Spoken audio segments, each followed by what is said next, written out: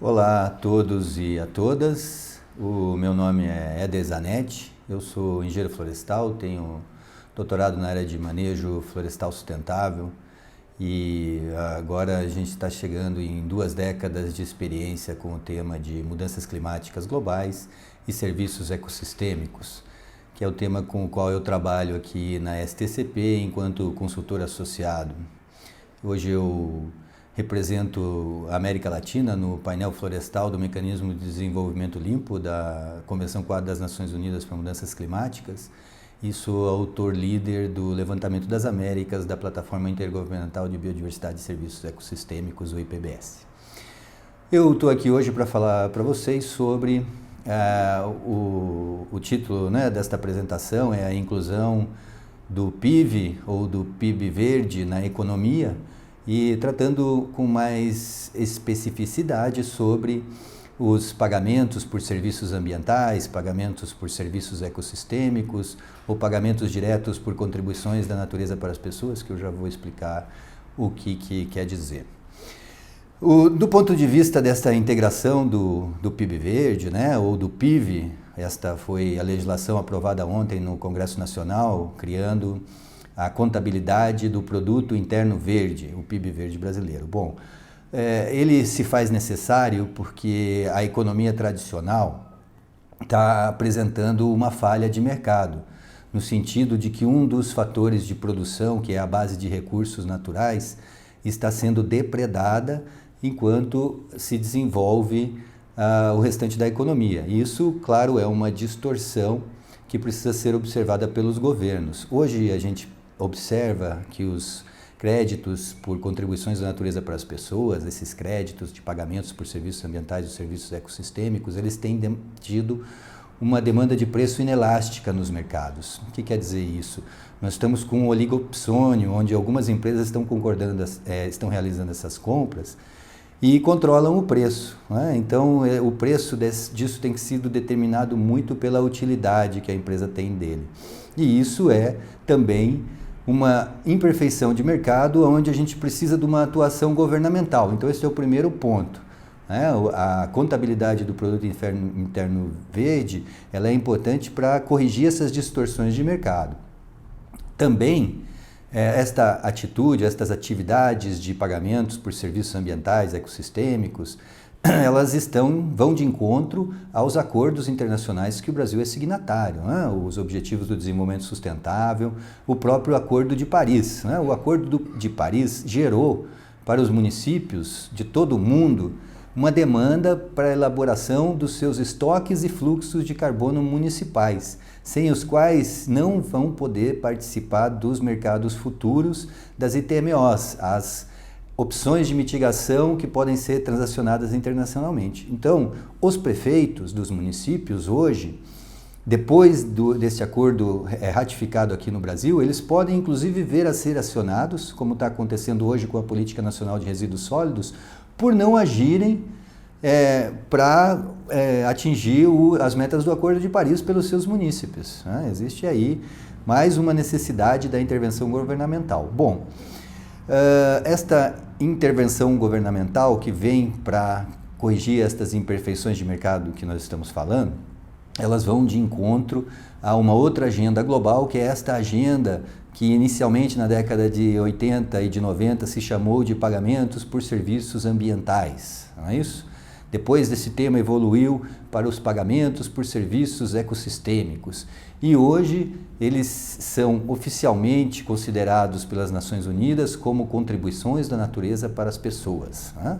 Isto vem de uma discussão que os 200 países signatários do IPBS tiveram ao longo dos anos de estabelecimento a respeito do que é a natureza, do que são contribuições da natureza para as pessoas e o que é a qualidade de vida. Ficou estabelecido, então, que a natureza em si, ela não tem valor, ela não tem essa característica antropocêntrica, ela não pode ser comprada, ela não tem preço. Por exemplo, os processos ecológicos, os processos evolutivos que a gente tem na natureza não podem ser valorados. Isso foi um dos resultados do IPBS. E, em compensação, ele estabeleceu que as contribuições da natureza para as pessoas, estas sim são passíveis de remuneração, e dividiu elas em 18 grupos, né? que podem ser remunerados. Desta possibilidade é que surgem os pagamentos por contribuições da natureza para as pessoas, ok? Para que o governo faça esta intervenção e corrija estas falhas de mercado, ele tem à sua disposição 4 grupos de políticas e dentro desses 4 grupos, 18 instrumentos que ele pode utilizar para que esta política de integração do capital natural se dê efetivamente. Os grupos das políticas que são baseadas em direitos adquiridos ou consuetudinários, e aí nós tivemos um grande avanço em dezembro de 2016, com a primeira vez em que se reconheceu a personalidade jurídica de um rio. Isso já aconteceu com mais 2 outros rios em 2017, é um exemplo de uma política pública que pode levar à melhoria das contribuições da natureza para as pessoas. Nós temos os instrumentos, as políticas sociais e comunitárias, como, por exemplo, selo de certificação privados, nós temos selos de certificação para florestas, para produtos biodegradáveis, são exemplos de políticas sociais e comunais. Nós temos exemplos de políticas legais e regulatórias, como, por exemplo, o zoneamento econômico-ecológico dos países, a criação de unidades de conservação, são instrumentos que contribuem para melhorar estas CNPs, e nós temos então os instrumentos econômicos e financeiros. Dentro desses econômicos e financeiros está o pagamento direto por contribuições da natureza para as pessoas, ou o que se chama PSA e PSE, que aqui no Brasil está previsto no artigo 41 da Lei da Vegetação Nativa 12651 de 2012. Os pagamentos diretos por contribuições da natureza para as pessoas, eles são aqueles pagamentos chamados de pagamento por desempenho, né? Então eles têm que ser medidos. Eles podem ser adicionais ou não adicionais. Os pagamentos não adicionais normalmente ocorrem para aquelas atividades ou aqueles projetos que não visam compensação. Eles não geram créditos para compensar efeitos que os negócios têm nos serviços ambientais. Um exemplo é o Bolsa Floresta, lá na Amazônia, não é isso? Que remunerava as pessoas sem que fosse exigida nenhuma adicionalidade delas na gestão das florestas. O Global Conservation Standard, um padrão global de conservação, é uma ONG da Alemanha que certifica projetos em unidade de conservação que visam receber pagamentos diretos sem fazer compensação. Já tem um projeto que está no seu 3º ano de remuneração de uma unidade de conservação lá na Costa Rica, que recebe um pagamento direto sem fazer nenhum tipo de compensação de carbono, de água ou de biodiversidade. Tá? Claro, ela vai ter os seus indicadores de performance. E existem aqueles pagamentos de contribuições da natureza para as pessoas que visam a compensação dos impactos ambientais. É o caso dos créditos de carbono, dos créditos de água e dos créditos de biodiversidade, por exemplo, que podem ser gerados e utilizados por empresas que têm impactos negativos para fazer essa compensação e serem certificadas ou se tornarem neutras, né? Importante chamar a atenção que para que esses pagamentos diretos por CNP ocorram, eles precisam estar baseados em indicadores deste desempenho que vai determinar a adicionalidade dos projetos. Tá? E nós temos indicadores de emissões de carbono em toneladas de CO2 equivalente, nós temos indicadores de biodiversidade para espécies e indivíduos, temos indicadores para a água, qualidade e quantidade e uma série de outros indicadores. As Nações Unidas reuniram esses indicadores em um sistema estatístico de orientação para os países que se chama SEEA. Este sistema está sendo promovido pelas Nações Unidas para que os governos dos países, em nível nacional, subnacional e também em nível local, utilizem para fazer a sua contabilidade de capital natural. Tá? Um item deste sistema estatístico é o chamado WAVES, que o Banco Mundial e o BID utilizam também para dar suporte na aferição dos impactos das suas ações relacionadas com este tema. Okay? Então, estes são instrumentos estatísticos, referenciais estatísticos que o IBGE vai poder utilizar agora que ele se torna o órgão oficial brasileiro para fazer a estimativa de quanto é este PIB verde ou este PIB dos municípios brasileiros, ok? Este PIV, ele vai ser lastro para geração de moeda para o município, né?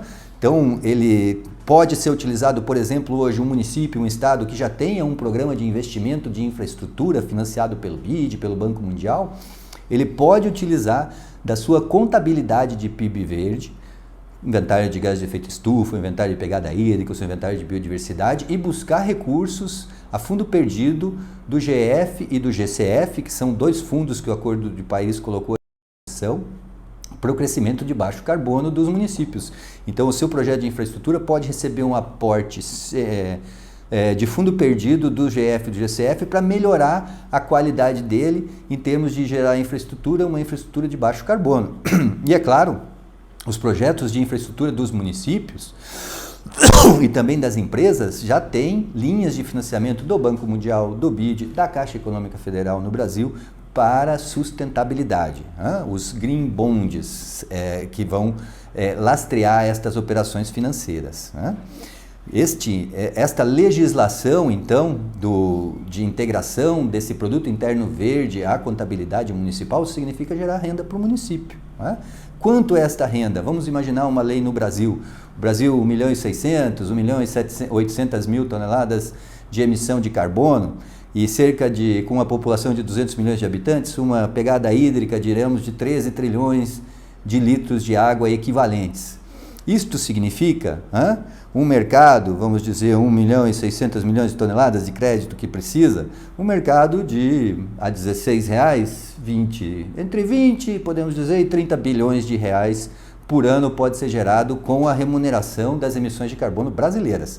Uma pegada hídrica de 13 trilhões, com um custo estimado de 4 centavos a 40 centavos, vai gerar uma outra remuneração que vai variar aí de 7 a 13 bilhões de reais por ano para o Brasil. Um crescimento do PIB, se você somar, vamos dizer aí, 30 bilhões de carbono e água, a grosso modo, nós temos aí um potencial de gerar 30 bilhões de recursos para o país, né? Isto é 1% do nosso PIB. No estado do Paraná, tem 60 milhões de toneladas de emissão de carbono por ano e mais 740 bilhões de toneladas de litro de água equivalente à pegada hídrica do Paraná, considerando a média brasileira dos municípios, né, de 60% de saneamento e 40% sem saneamento. Isso significa, em termos de carbono, um mercado de 900 milhões de reais, em termos de água, um mercado de 300 a 450 milhões de reais. Então, novamente, 1.350.000.000, 1% do PIB do Paraná. Para o município de Curitiba, tem 12 a 13 milhões de toneladas de emissão de gás do efeito estufa e de 140 a 160 bilhões de litros de água equivalente de pegada hídrica. Para que isso deveria ser remunerado, gerando em torno de 350 milhões de reais de remuneração de carbono e mais outros 200 a 300 milhões de reais de remuneração de pegada hídrica. São outros 600, 450, 500, 600 milhões de reais por ano para o município, novamente 1% do PIB.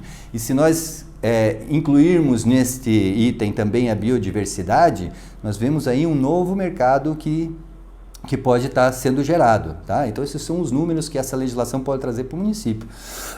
Hoje esses mercados são da ordem o mercado de água, né, no mundo ele é da ordem de 25 bilhões de dólares, o mercado de biodiversidade é da ordem de 5 bilhões de dólares e o mercado de carbono não está chegando bem a 1 bilhão de dólares.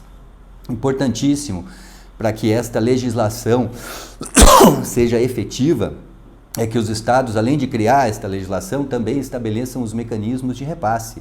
Como que este valor vai chegar lá no produtor final, como que ele sai da mão do pagador e chega na mão do recebedor. A FAO, que foi quem está orientando a instalação desses mecanismos, ela sugere que sigam 5 passos fundamentais para gerar esses mecanismos de repasse, tá? Determinar qual é a contribuição para a natureza para as pessoas que se busca remunerar, quem é que deve pagar, quem é que deve receber, qual é o valor e este mecanismo de repasse. Os senhores vejam bem, o Brasil tem hoje 84% da população vivendo dentro das cidades e 16% na zona rural, uma tendência de 90 a 10 nos próximos anos. Isso significaria, com esses números que eu dei para os senhores aí do nosso PIB, do PIV, que os cidadãos nos municípios, nas cidades, teriam que pagar, em média, uma taxa, um imposto, a gente pode chamar de imposto verde, de R$100 por ano, tá? Considerando a população brasileira. Isso geraria uma remuneração por hectare na zona rural de cerca de R$500 por hectare ao ano. É um valor relativamente baixo, claro que variando a renda da população vai variar esse valor, quem ganha mais vai ter que pagar mais, quem ganha menos paga menos, não porque ele ganha ou paga menos ou mais, mas porque o seu padrão de consumo gera mais emissões. E o produtor rural também vai ganhar mais ou menos, dependendo da atividade que ele faça e da situação em que está a sua área que vai gerar os créditos do serviço ecossistêmico. Mas, via de regra, é estes números que a gente tem que levar para casa, tá? Eu preciso pagar R$10 por mês para que a água e o ar do Brasil tenham uma melhor qualidade. Já existem diversos mecanismos destes em funcionamento, tá? O México inaugurou o primeiro deles, a Costa Rica também tem o Carbon Neutral, a Colômbia criou o MVC em dezembro de 2016, o Chile tem uma plataforma dessa, e aqui no Brasil a gente tem 3 mecanismos que apresentam esta característica. A gente tem uma plataforma de negócios lá no Mato Grosso, nós temos a BV Rio e temos também o selo Bioclima aqui no Paraná, que começa a ter essas características de mecanismo de repasse, ok? Praticando preços de carbono aí que variam de 5 a 25 dólares. Além disso, a gente tem muitas atividades neste cenário de emissões de gás de efeito estufa sendo realizada pelas empresas, medindo a pegada de carbono nos seus produtos. Então as empresas passam a apresentar, junto com aquela informação nutricional que você tem nos seus produtos, também quanto é a pegada de carbono para gerar cada um deles. Isso é um instrumento de competitividade de mercado. Junto com isso, as empresas também passam a adotar medidas de reduzir ou compensar essas emissões e ter selos de empresas carbono neutro, como esse que eu estou usando aqui, é um selo do CO2 Free aqui no Brasil para, no caso, o profissional que realiza a neutralização das suas emissões. Então, esse mercado de carbono bem estruturado. Outro mercado que está bem estruturado na América Latina é o mercado de água. Nós temos de 40 a 50 fundos de água na América Latina. São os mecanismos de repasse deste pagamento direto por contribuição da natureza para as pessoas de quantidade e qualidade da água que tem tido mais sucesso na América Latina. Tá? Temos outros exemplos. Para melhorar a qualidade de água, nos Estados Unidos tem uma agência de serviços ambientais inaugurada em 2008, um dos grandes avanços no mundo nessa área, e paga para o produtor rural que diminui a quantidade de NPK que ele coloca na sua produção agrícola, paga créditos de água porque isso vai reduzir o gasto com recuperação do recurso hídrico depois. Da mesma forma, as empresas também adotam, e para isso tem uma norma ISO, a ISO 14046, a aferição da pegada hídrica das suas atividades, e eu dei um exemplo aqui para vocês, a pegada hídrica brasileira de 13 trilhões de litros de água equivalente, a pegada hídrica do estado do Paraná de 740 bilhões de litros de água equivalente, e a pegada hídrica do município de Curitiba de cerca de 150 bilhões de litros equivalente. Isto é medido utilizando a ISO 14046. Que determina a pegada hídrica das empresas. E da mesma forma, a empresa pode investir em projetos lá na zona rural que vão gerar créditos e receber um selo de uma empresa neutra em uso de água. E, claro, da mesma forma que o produto de carbono, quanto é o consumo de água para cada produto dela. Então, esses selos têm sido muito importantes para difundir esse mercado. Na biodiversidade acontece a mesma coisa. Existem bancos de biodiversidade nos Estados Unidos desde a década de 70 que hoje fazem girar um mercado de cerca de 5 bilhões de dólares por ano em créditos de biodiversidade que as empresas compram. São atividades que têm uma alta contribuição principalmente para colaborar com a conservação, com as unidades de conservação e retirar as espécies ameaçadas de extinção desta lista vermelha. Tá? Os créditos no mercado variam desde 35 mil até 500 mil dólares por crédito, e nós temos um caso aqui na América Latina, o caso da águia arpia que foi estabelecido um banco de biodiversidade no projeto Green Farm, ali no sul do Mato Grosso do Sul, e estimou para a área de serviço da Floresta Atlântica, do Corredor Internacional de Biodiversidade do Rio Paraná, um valor de $150 mil para cada indivíduo de águia-arpia ser retirado da extinção e, no caso, voltar para aquela região onde ele já está extinto. Nós temos outros casos de pagamentos diretos por contribuições da natureza para as pessoas, por exemplo, um caso lá na Suíça. Existem hotéis que habitam uma região montanhosa e remuneram pela manutenção da beleza cênica do local. O manejo lá é realizado com base em análise de infravermelho, que determina quando as árvores entraram em senescência e elas são retiradas somente para manter a beleza cênica. Temos também caso de polinização, já existem produtos da cadeia alimentar que estão recebendo selos de polinizador natural para diferenciar eles dos demais produtos, ok?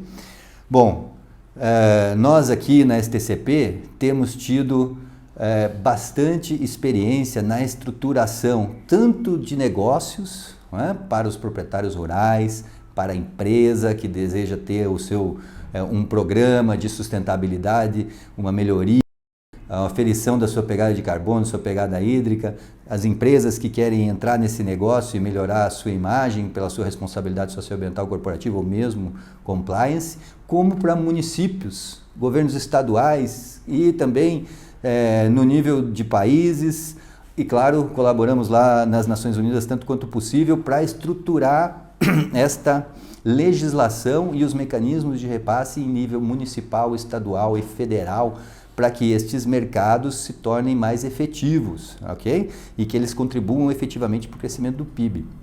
Nós temos um grande desafio, eu vou falar agora sobre os desafios e as oportunidades desse mercado, tá? Mas nós temos um grande desafio de abandonarmos os nossos preconceitos.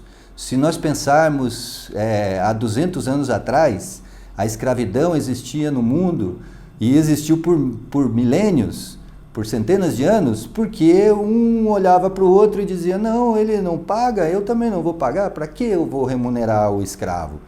Hoje a gente tem uma sociedade diferente. A partir do momento em que as pessoas começaram a ser remuneradas, a economia do mundo cresceu. Ela não foi para trás. Havia uma preocupação muito grande no mundo de que o mundo entraria em uma derrocada econômica se começasse a remunerar os escravos. Hoje todas as pessoas são remuneradas dignamente, ainda precisa melhorar essa parte, mas vamos dizer, a escravidão está supostamente extinta, a não ser por casos isolados, e a economia do mundo cresceu. Da mesma forma, a remuneração, o pagamento pelas contribuições da natureza para as pessoas vai fazer com que aqueles ambientes que hoje vão se degradando pela força da economia, eles se tornem ambientes mais vistosos, né? O proprietário rural que vai receber para sequestrar carbono, vai receber para cuidar da biodiversidade, vai receber para cuidar da água, vai fazer um outro tipo de gestão da sua propriedade. E a nossa economia vai florescer. O resultado para nós, cidadãos, vai ser conviver com qualidade de ar, um ar respirável, vai ser ter uma água de melhor qualidade para nosso consumo diário e preservar a biodiversidade e a natureza. Esse é o resultado da gente fazer o pagamento por contribuições diretas da natureza para as pessoas. E não tem aí nenhum prejuízo econômico, muito pelo contrário. Bom, nosso desafio, primeiro, entender que esse sistema precisa ser descentralizado, o sistema de governança para isso tem que nascer descentralizado, as decisões têm que ser locais, tá? Mas nós precisamos que isso seja obrigatório, infelizmente. Se não há uma obrigação, se não existe um teto para emissão, a tendência é que a pessoa vai emitir o quanto mais ela puder para gerar recurso econômico. Então é preciso estabelecer metas, tá? Este teto de emissão, ele também serve para a pegada hídrica, também serve para a pegada de biodiversidade. Estes tetos, com um mecanismo descentralizado, vão gerar condições para que esse pagamento seja mais efetivo. Nós precisamos capacitar agentes públicos e privados para trabalhar com isso, ok? Precisamos implementar isto a nível municipal. Como é que a prefeitura vai fazer para contabilizar isso, o governo do estado? Depois de nós termos implantado essa série de indicadores de como vai ser feita essa contabilização, nós precisamos fazer os inventários, determinar o estoque e o fluxo de contribuições da natureza para as pessoas em nível municipal, estadual e para o Brasil como um todo. Precisamos de legislação, uma legislação municipal, estadual, federal alinhada com os objetivos globais e implantar o mecanismo de repasse para que esses pagamentos diretos ocorram. E aí, as parcerias público-privadas são um instrumento melhor para que isso ocorra, tá? E por último, nós precisamos de muito marketing. Marketing, a gente precisa convencer as pessoas da utilidade disso.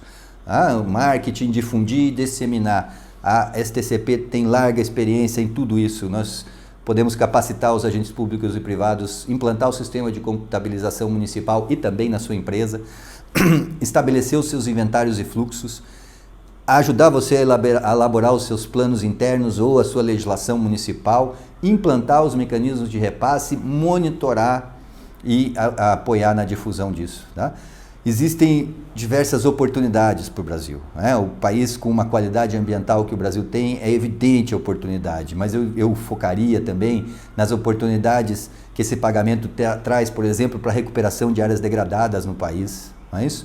Para melhorar a gestão das unidades de conservação, para melhorar a gestão das áreas verdes das propriedades rurais, para que as empresas, os municípios fortaleçam a participação dos negócios nos mercados verdes, né? Reduzindo as pegadas de carbono, de água e de biodiversidade, criando selos governamentais de carbono, de água e de biodiversidade para as empresas, para os municípios, para os estados e para os países. É uma oportunidade única no sentido de geração de emprego e renda, que é o que o Brasil mais precisa nesse momento. A implantação dessa legislação vai gerar emprego e renda. E, claro, vai colaborar para que o Estado cumpra com as metas dos Objetivos do Desenvolvimento Sustentável, vai alinhar as suas ações, fazer esses inventários e começar a trabalhar com um programa de pagamentos de contribuições da natureza para as pessoas. É uma forma de alinhar a gestão municipal com os Objetivos do Desenvolvimento Sustentável, contribuindo para que esta prática do desenvolvimento sustentável seja efetivamente implantada em nível de propriedade, em nível de empresa, em nível de município, do estado e finalmente do país. Então essa é a mensagem que a gente veio deixar para vocês, né? Da importância e da forma de se incluir o capital natural na economia tradicional, ou seja, a inclusão do PIB, Produto Interno Verde, na economia. E é claro, para o proprietário de áreas com florestas, a geração de créditos, tanto de carbono, de água, como de biodiversidade, já é uma realidade, tá? Então, o mercado de carbono tem sofrido um aquecimento nos últimos meses, fortuitamente. A média hoje está em torno de R$16 por tonelada por hectare. Já está trabalhando lá na União Europeia com um preço de R$24 por tonelada por hectare, e a projeção para 2023, quando esse mercado global deve voltar, está girando em torno de R$120 a R$160 por tonelada, então um valor significativo.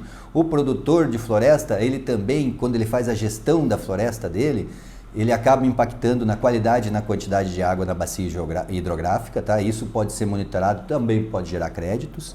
E, claro, toda a gestão que o produtor florestal faz da parte da biodiversidade. Tudo isso pode ser objeto de mensuração e se tornar crédito que você pode vender nos mercados, tá? Nós temos muita prática disso, nós colocamos hoje 10 tipos de créditos à venda nos mercados, atendemos mais de 40 empresas que fazem essas transações rotineiramente, tá bom? Então eu deixo aí o meu contato, o telefone, o 41 99 19 21 64 e o e-mail ederzanet@yahoo.com. Muito obrigado.